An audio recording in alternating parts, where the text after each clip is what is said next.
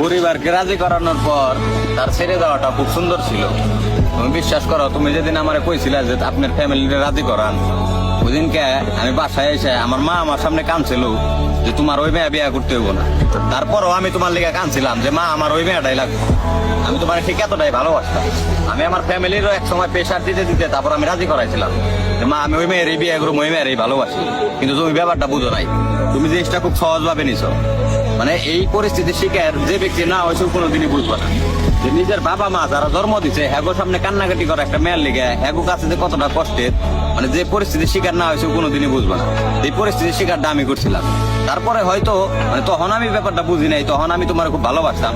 কিন্তু আজকে কিন্তু আমি সঠিক লাইনে আছি। আজকে কিন্তু আমার ভিতরে শক্ত হয়ে গেছে, সয়ে গেছে। তুমি যে আমার আঘাত করছো, আঘাত করতে করতে মনে করো শক্ত করে ফেলাইছো। তোমার ছেড়ে যাওয়াটা বা চলে যাওয়াটা আমি কখনোই মানতে পারছিলাম না। তখন মনে করো তুমি মানে আমার এমন ভাবে চলে গেল, আমার বন্ধু বান্ধব ভাই বেড়াতার আমার ফ্যামিলি আমার সবার কাছে মনে করো তুমি আমার নিচা করে হয়ে গেলা। মানে সবার কাছে আমি গর্ব করে কইতাম যে তুমি আমার খুব ভালোবাসো বা তুমি আমার কোনোদিন ছাইরা চলে যাবে না। কিন্তু আজকে কিন্তু মনে করো যে আমি সবার কাছে নিচে। মনে করো আমার মাও আমার একদিন প্রশ্ন করছিল, কিরে যার লিগে মনে কর যে তুই আমার সামনে কানলি যে ওই মেয়ে তোরে ভালোবাসে, ওই মেয়েরই তোর লাগবো, ওই মেয়ে তো তোর ছাইরা চলে গেল।